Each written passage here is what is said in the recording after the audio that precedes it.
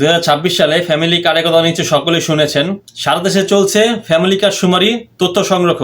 তো আপনি যদি এই তথ্য সংগ্রহকারী হিসেবে অংশগ্রহণ করতে চান তাহলে আজকের এই ভিডিওটি আপনার জন্য। ফ্যামিলি কার্ড সম্পর্কে মোটামুটি সকলেই জানেন, অবগত আছেন। তো আসছে দেশব্যাপী বহুল প্রত্যাশিত ফ্যামিলি কার্ড শুমারি 2026 শুরু হতে যাচ্ছে। আপনারা কি জানা আছে এই শুমারি সময়কাল এবং এর খুঁটিনাটি বিষয় এবং এর ট্রেনিং এবং এর মাঠ পর্যায়ে কার্যক্রম? আজকে এই ভিডিওতে সমস্ত কিছু আলোচনা করব। তো চলুন জেনে নেওয়া যাক। দেশব্যাপী 8 বিভাগে তথ্য সংগ্রহ সময়কাল নির্ধারণ করা হয়েছে আগামী 1 আগস্ট থেকে 14 সেপ্টেম্বর 2026 পর্যন্ত, অর্থাৎ মোট 45 দিন এই দিনব্যাপী এই কার্যক্রম পরিচালিত হবে।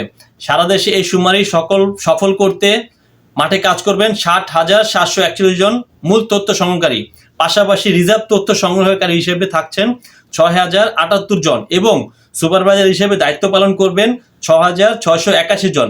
শুমারি শেষ হওয়ার পরবর্তীতে 15 দিনের মধ্যে সকল শুমারি কর্মীকে বিকাশ, নগদ এবং রকেটের মাধ্যমে তাদের সম্মানী প্রদান করা হবে। নিশ্চয়ই জানতে ইচ্ছা করছে কে কে কত সম্মানী ও ভাতা পাবেন।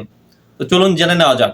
মূল তথ্য সংগ্রহকারীরা পাবেন প্রশিক্ষণ ভাতা, 45 দিনের মাঠ ভাতা এবং পরিবহন সহায়ক।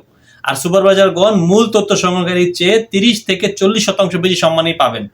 তথ্য সংগ্রহ ও শুমারির এই গুরুত্বপূর্ণ কার্যক্রম চলমান থাকবে এবং আপনি যদি এই ধরনের কার্যক্রমে অংশ করতে চান তাহলে অবশ্যই আপনি ইউনিয়ন পর্যায়ে, ইউনিয়ন পরিষদে এবং উপজেলা পর্যায়ে ইউনো অফিসারে আপনি যোগাযোগ করতে পারেন।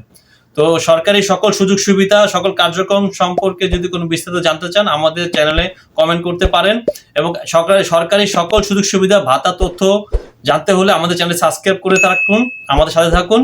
সকলকে ধন্যবাদ।